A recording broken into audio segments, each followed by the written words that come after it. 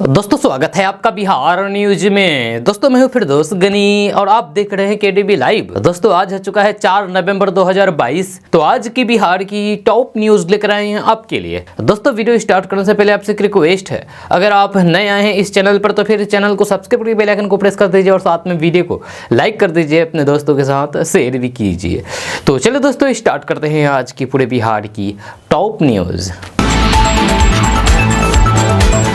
दोस्तों आज बिहार न्यूज में सबसे पहले बात करेंगे कि बिहार में रहने वाले लोगों के लिए बड़ी खबर सामने आ रही है। ताजा रिपोर्ट्स के मुताबिक नवंबर के दूसरे सप्ताह से बिहार के पटना, गया, भागलपुर, पूर्णिया, किशनगंज, अररिया, कटिहार समेत पूरे बिहार के सभी जिलों में कड़ाके के ठंड शुरू हो जाएंगे। इसीलिए आप ठंड की तैयारी कर लें। खबर के अनुसार बिहार के अलग अलग जिलों में तापमान में गिरावट आना शुरू हो गया है। सुबह के समय कोहरे की स्थिति भी बनने लगी है। नवंबर के दूसरे सप्ताह में यहाँ का तापमान अचानक से गिरेगा और कड़ाके की ठंड पड़ने लगेगी। खबर के अनुसार बिहार के अलग अलग जिलों में तापमान में गिरावट आना शुरू हो गया है। सुबह के समय कोहरे की स्थिति भी बनने लगी है। नवंबर के दूसरे सप्ताह में यहाँ का तापमान अचानक से गिरेगा और कड़ाके की ठंड पड़ने लगेगी। आपको बता दें कि अभी आसमान मुख्य रूप से साफ रहने के साथ सुबह और शाम में लोगों को हल्की ठंड का एहसास होगा, लेकिन नवंबर के दूसरे सप्ताह में तापमान में कमी आएगी। हालांकि अगले 5 से 6 दिन तापमान सामान्य रहने के आसार हैं। मौसम वैज्ञानिकों की माने तो इस साल दिसंबर और जनवरी के महीने में सबसे ज्यादा ठंड रहेगी।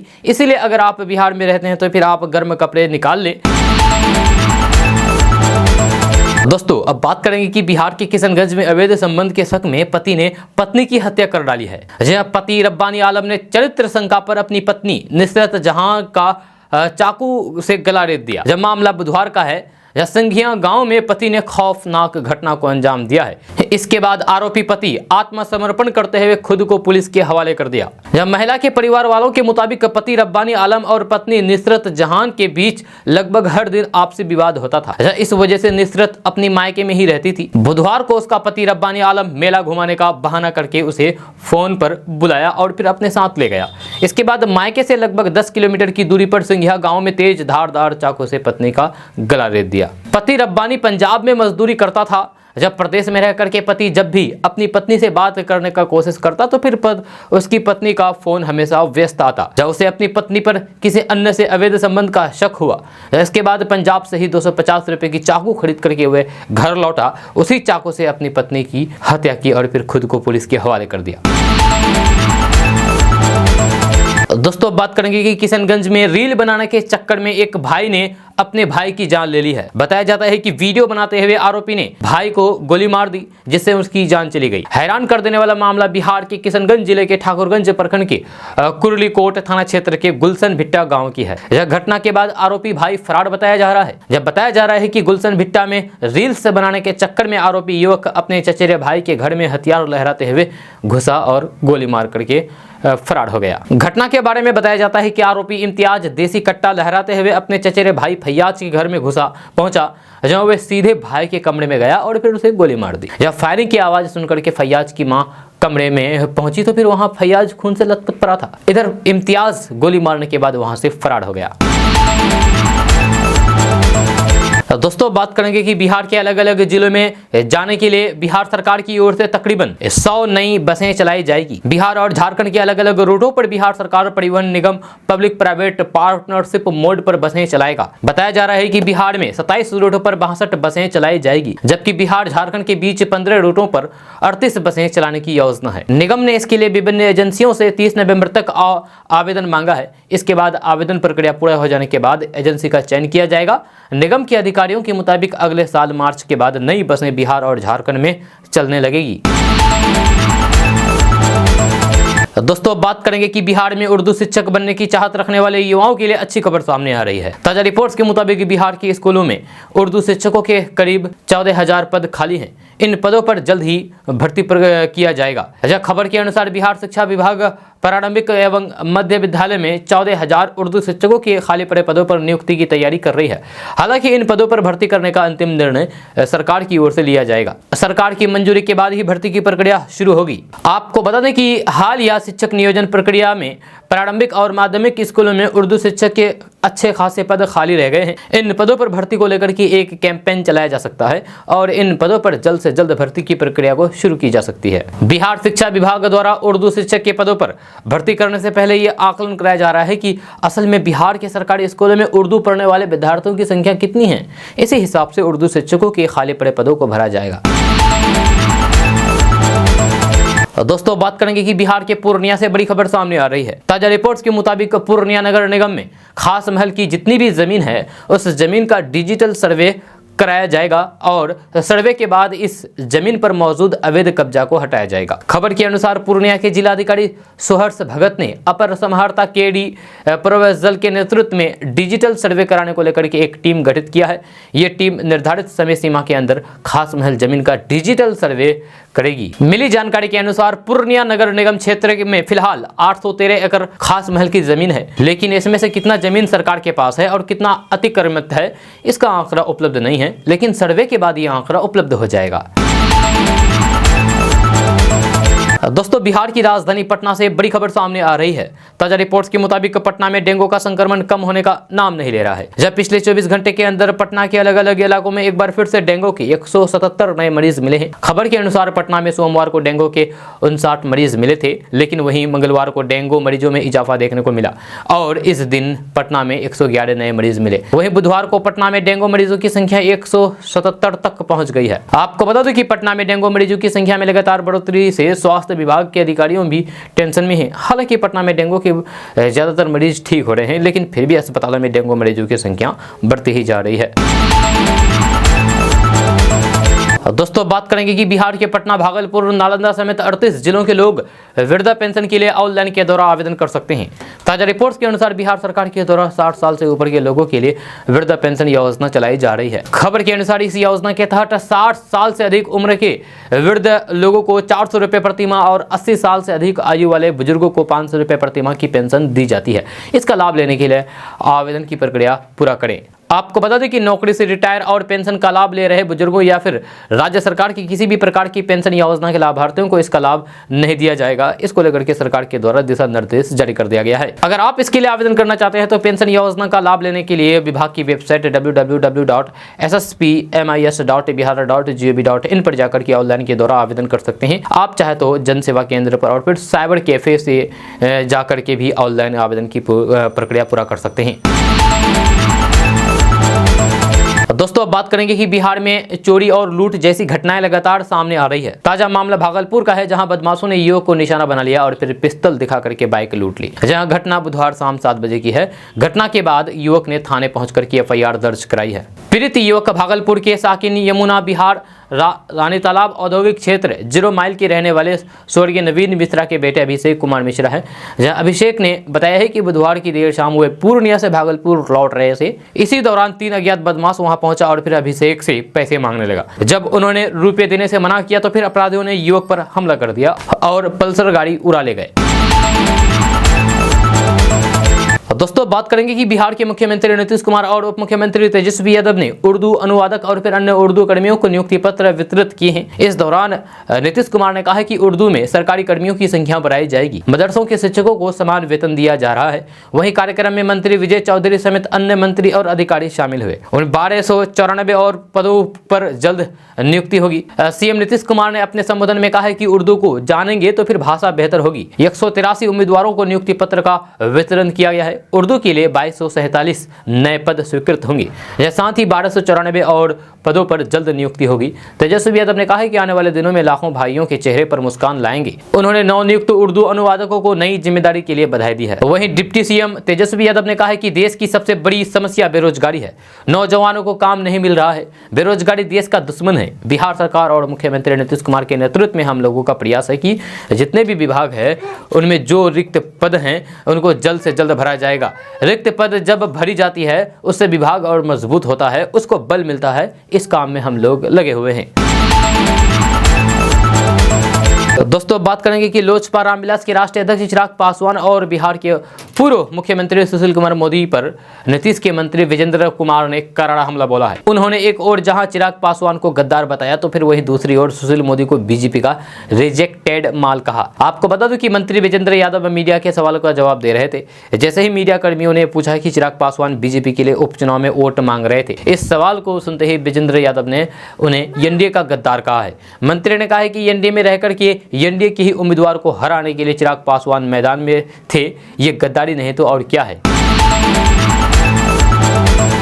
दोस्तों बात करेंगे कि मिथिला की बेटी ने एक बार फिर से कौन बनेगा करोड़पति में अपनी प्रतिभा का परचम लहराया है। जब बिहार के सहरसा की अंजलि ने एक के बाद एक सभी प्रश्नों का सही जवाब देते हुए 50 लाख रुपए जीत करके नया मुकाम हासिल किया है। कार्यक्रम के दौरान अंजलि का कॉन्फिडेंस देखने लायक था। ताजा अपडेट के अनुसार अंजलि के पति का नाम माघवानंद झा है और वे मूल रूप से सहरसा जिले के गौतम नगर की रहने वाली है। कार्यक्रम के दौरान अंजलि ने बताया है कि उनका जन्म बिहार के पूर्णिया जिले में हुआ था, जहां उनका मूल ग्राम रोपोली है।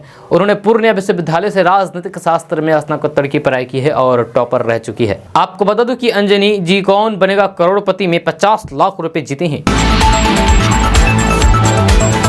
दोस्तों बात करेंगे कि बिहार के संख्यिकी स्वयं सेवकों की मांग पर सरकार का कोई ध्यान नहीं है। लंबे समय से संख्यिकी स्वयं सेवक रोजगार को लेकर की गुहार लगा रहे हैं। अब नई सरकार से स्वयं सेवकों की उम्मीदें हैं।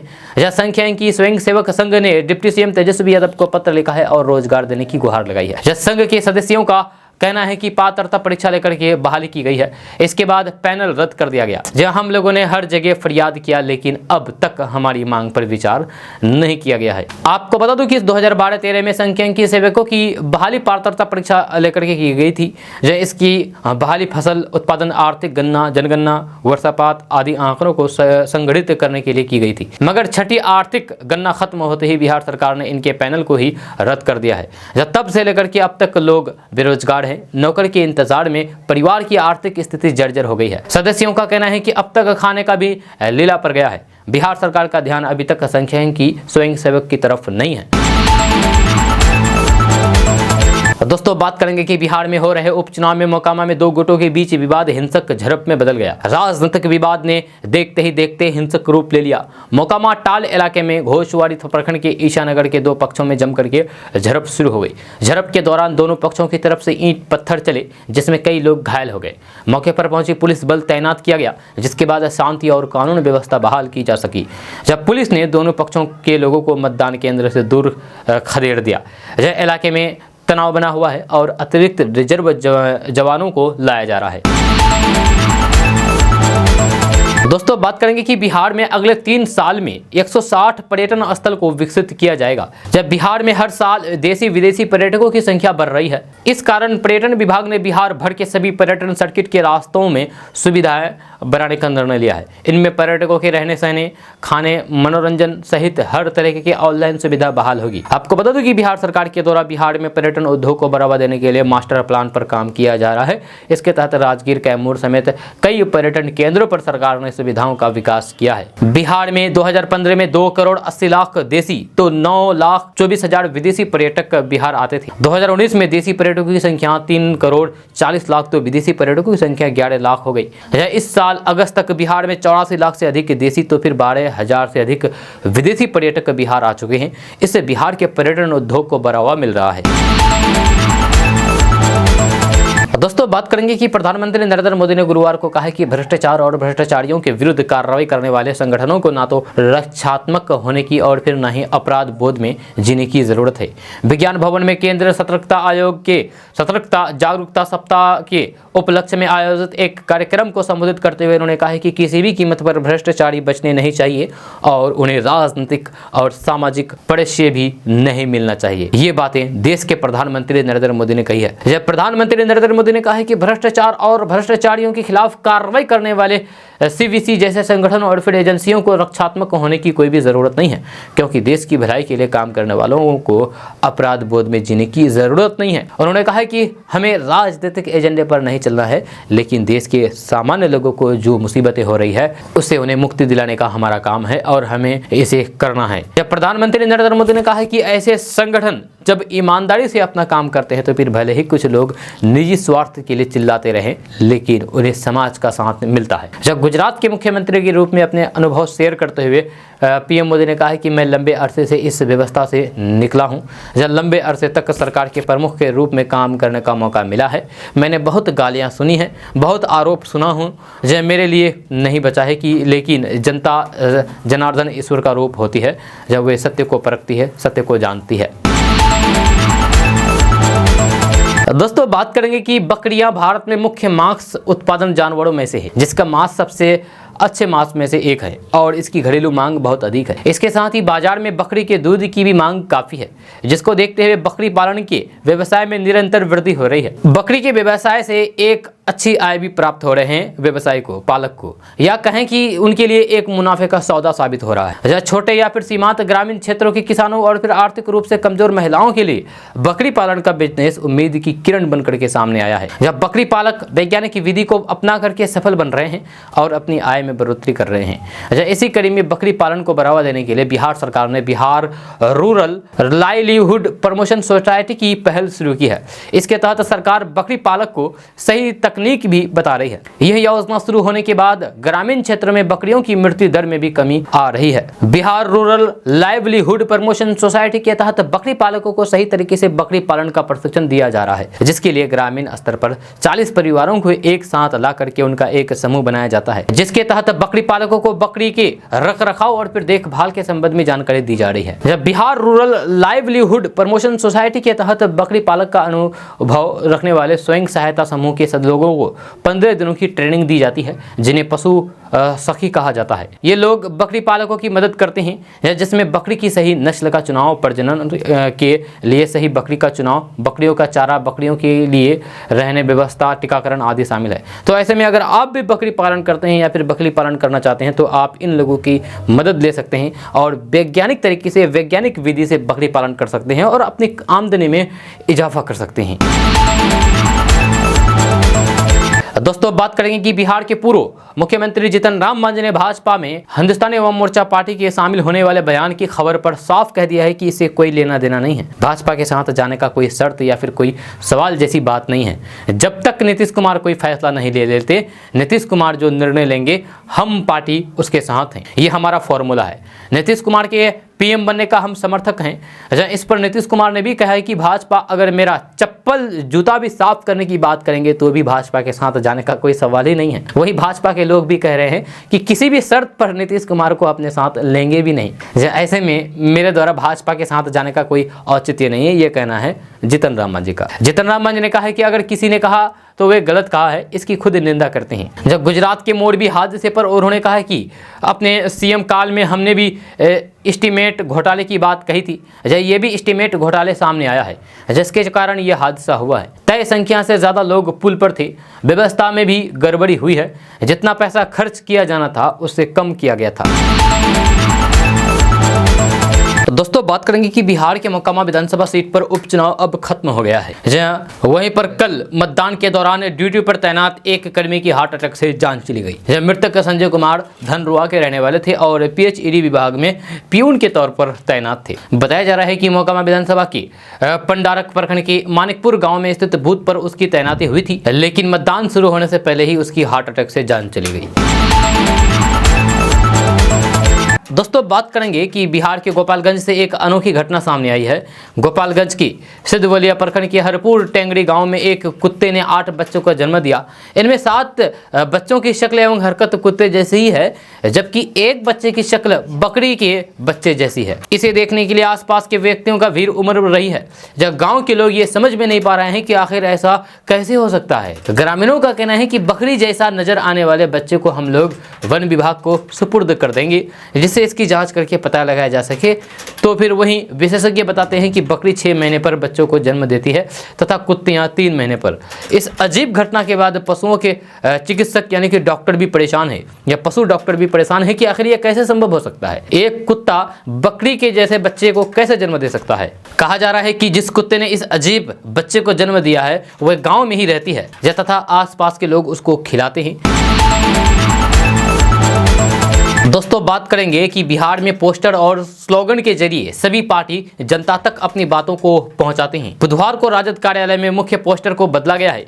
राजद की ओर से नए स्लोगन के साथ लालू और तेजस्वी की लगी तस्वीर को लगाया गया है। राजद ने इस बार बिहार को राष्ट्र गौरव बनाने की बात कही है। यह स्लोगन में लिखा गया है कि एक ही लक्ष्य, एक ही विचार, राष्ट्र का गौरव बने बिहार। इस पोस्टर में एक तरफ लालू प्रसाद यादव की तस्वीर लगी है तो फिर वहीं एक तरफ उप मुख्यमंत्री तेजस्वी यादव की तस्वीर लगी है।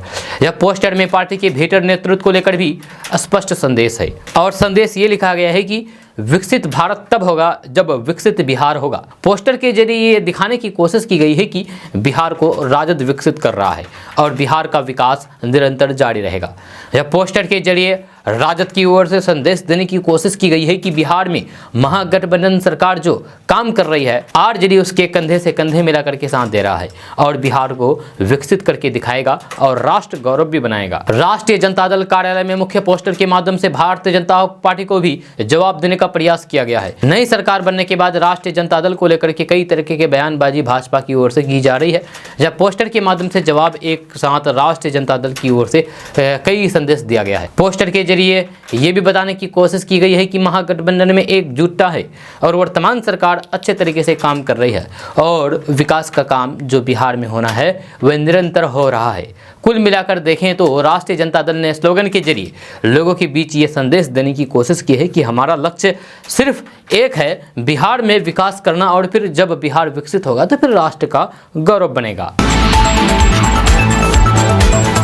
दोस्तों बात करेंगे कि हाल ही में बिहार के सीएम नीतीश कुमार की ओर से चिराग पासवान और उनके पिता रामविलास पासवान को लेकर के दिए गए एक बयान पर बीजेपी प्रवक्ता निखिल आनंद ने हमला बोला है। जब गुरुवार को निखिल आनंद ने ट्विटर पर वीडियो पोस्ट करके बयान जारी करके निशाना साधा है। बीजेपी नेता निखिल आनंद ने कहा है कि ऐसा लगता है कि नीतीश कुमार पार्ट टाइम मुख्यमंत्री और फुल टाइम बिहार के गृह मंत्री हो गए हैं। निखिल आनंद ने कहा कि नीतीश कुमार ने मुख्यमंत्री का पद अप्रत्याशित तौर पर उप मुख्यमंत्री को सौंपा रखा है। जब भी राजनीतिक बात होती है तो फिर वो इन दिनों अलग अलग तरीके से बयानबाजी कर रहे हैं। रामविलास पासवान जैसे कद्दावर नेता और बिहार के सम्मानित नेता का उन्होंने एक तरीके से अपमान किया है कि दिल्ली में उन्होंने शादी की थी। इस तरीके से अगर नीतीश कुमार पर्सनल बयान देते हैं तो फिर उनके मानसिक संतुलन को दर्शाता है। बीजेपी प्रवक्ता ने कहा है कि मुझे लगता है कि नीतीश कुमार को क्लिनिकल साइकोलॉजिस्ट से कंसल्ट करना चाहिए। आरजेडी ने उन पर दबाव बना दिया है। नीतीश कुमार ने जिस तरीके से रामविलास पासवान का अपमान किया है उन्हें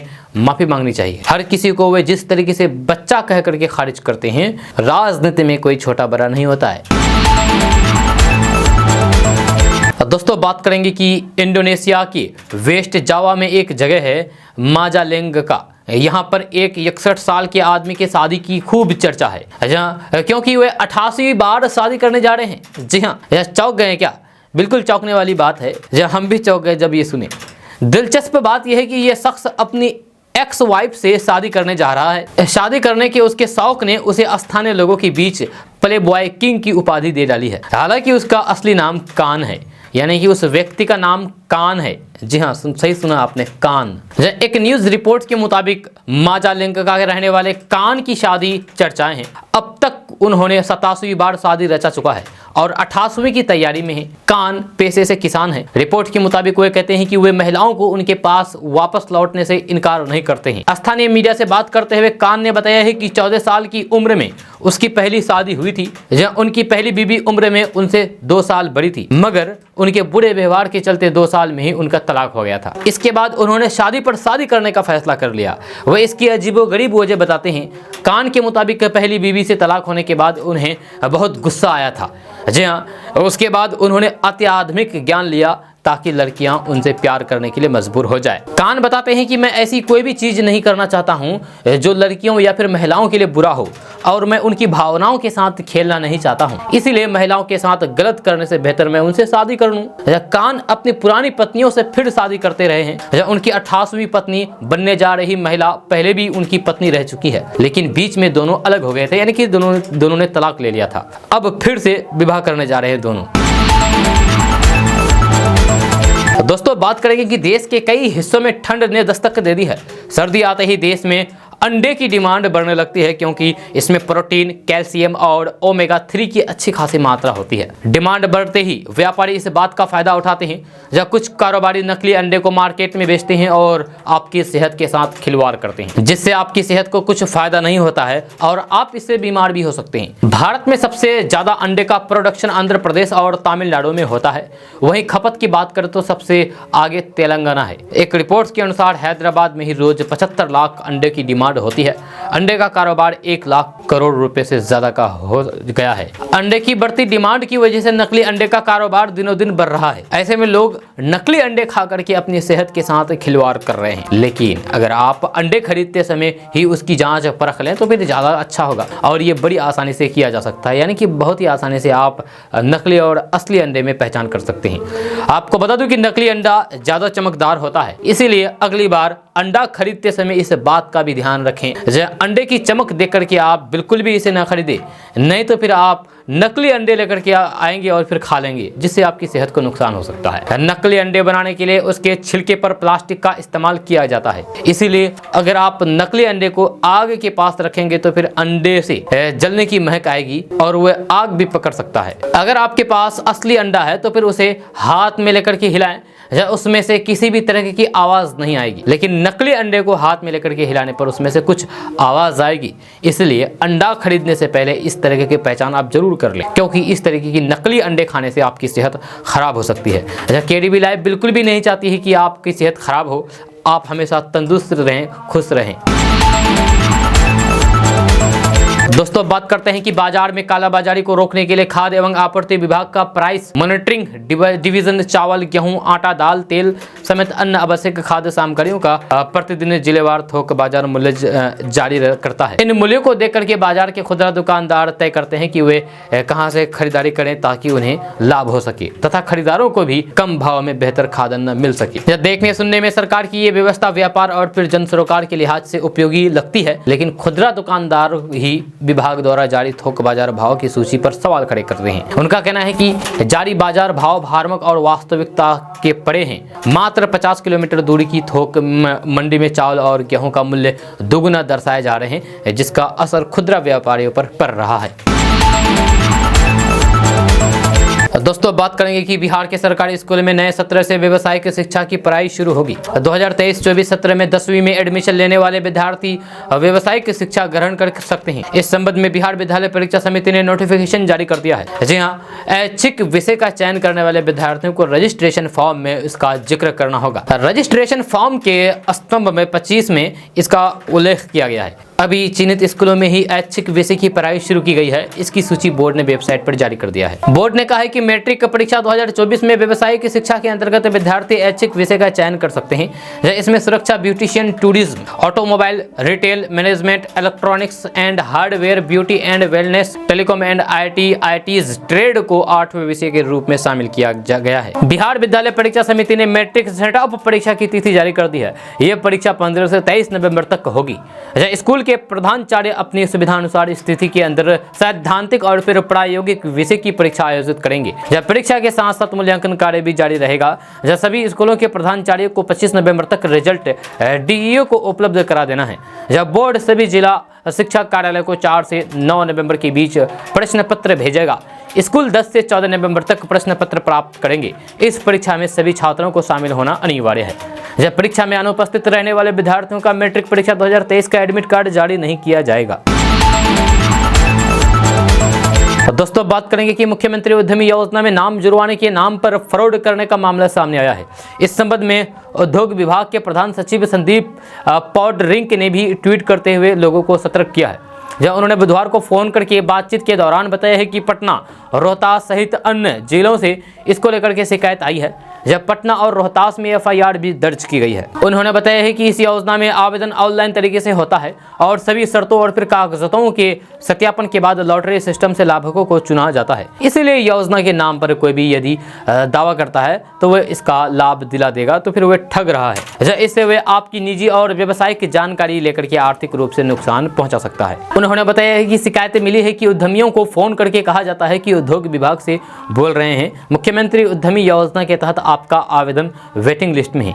इसके बाद उनसे डाटा लेकर के पैसे की मांग की जाती है।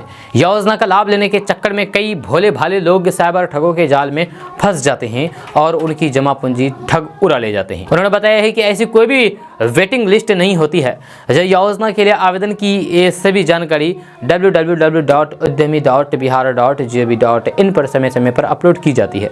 अखबारों के माध्यम से विज्ञापन और फिर सूचना दी जाती है, इसीलिए किसी भी बहकावे में आप बिल्कुल भी ना पड़े, नहीं तो फिर आप ठगी का शिकार हो सकते हैं।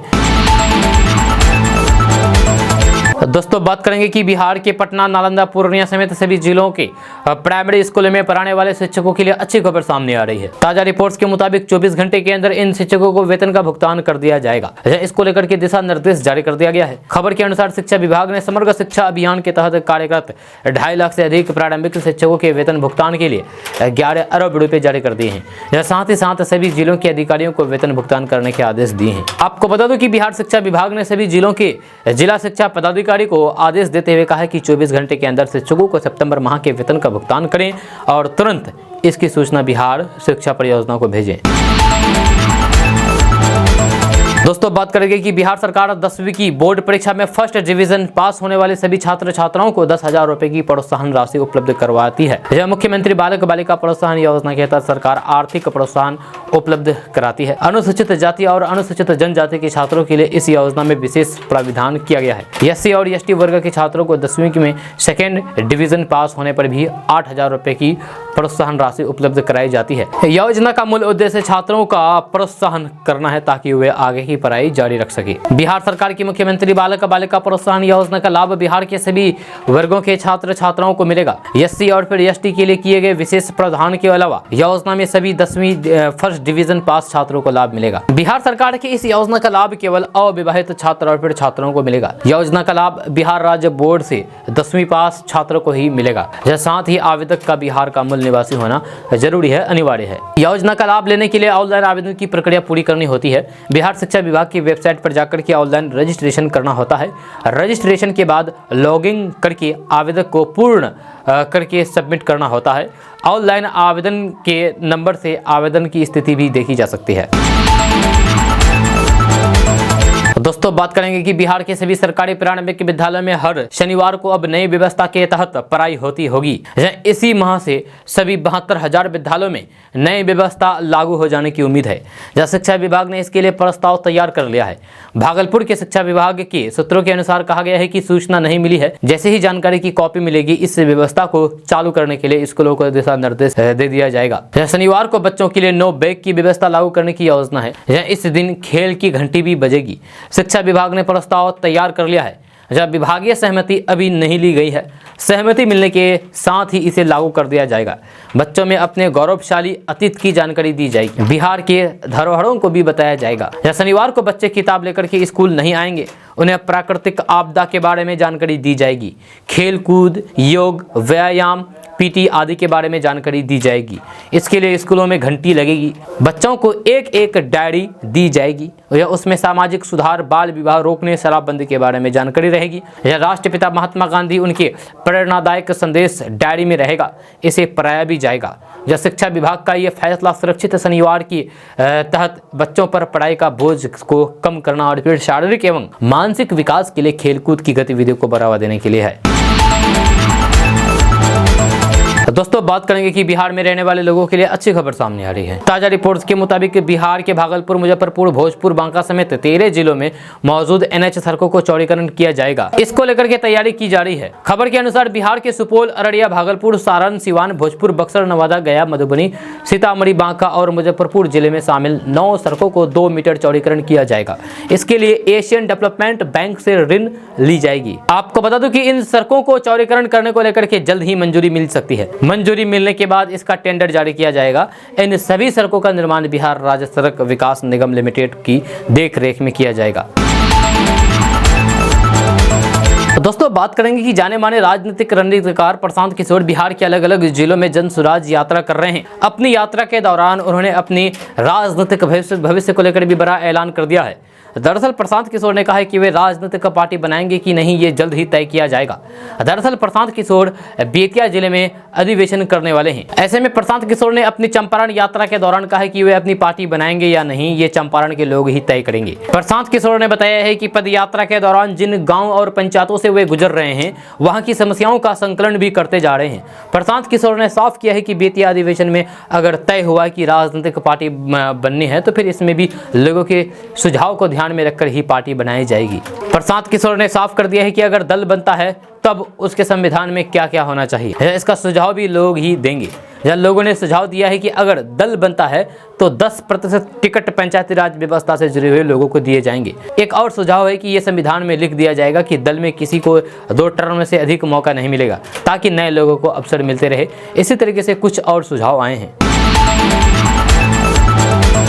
दोस्तों अब बात करेंगे कि भारत नेपाल सीमा के गलगलिया बॉर्डर पर पुलिस और एसएसबी ने संयुक्त रूप से एक संदिग्ध पाकिस्तानी मूल की अमेरिकन महिला को हिरासत में लिया है। जब महिला दरअसल भारतीय सीमा से नेपाल बिना वैध दस्तावेज के पार करने की कोशिश कर रही थी। इसी दौरान उसे पकड़ लिया गया। जहां पकड़ाई महिला फरीदा मलिक अमेरिका के कैलिफोर्निया की रहने वाली है। जब महिला को फिलहाल किशनगंज महिला थाने में रखा गया है। जब फरीदा मलिक से अभी पूछताछ जारी है। उसके वकील को वैध कागजात दिखाने को कहा गया है। सबसे बड़ी बात यह है कि पूर्व में उत्तराखंड में एसएसबी ने इस महिला को पकड़ा था, जहाँ वह 11 महीने जेल में थी और सजा काटने के बाद वापस उसको यूएस भेज दिया गया था। किशनगंज पुलिस ने FFRO को भी सूचित किया है। गृह विभाग के विदेशी नागरिक विभाग को भी सूचना दी गई है और फिर कोलकाता में यूएस कंसुलेट जनरल को भी सूचित किया गया है।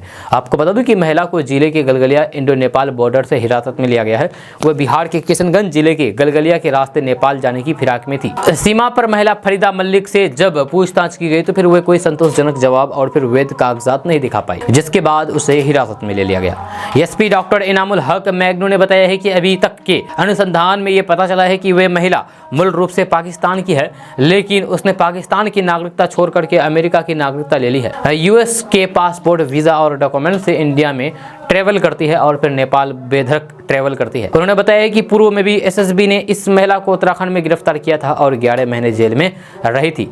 जेल से निकलने के बाद वापस उसे यूएस भेज दिया गया था, यानी कि अमेरिका भेज दिया गया था। दोस्तों आज का न्यूज़ बस यहाँ तक। कैसा लगा नीचे कमेंट बॉक्स में कमेंट करके जरूर बताइएगा। अगर आप नए आए हैं इस चैनल पर तो फिर चैनल को सब्सक्राइब करिए, बेल आइकन को प्रेस कर दीजिए और साथ में वीडियो को लाइक कर दीजिए, अपने दोस्तों के साथ शेयर भी कीजिए। तो चलिए दोस्तों फिर मिलते हैं नेक्स्ट वीडियो के साथ, तब तक के लिए जय हिंद जय बिहार।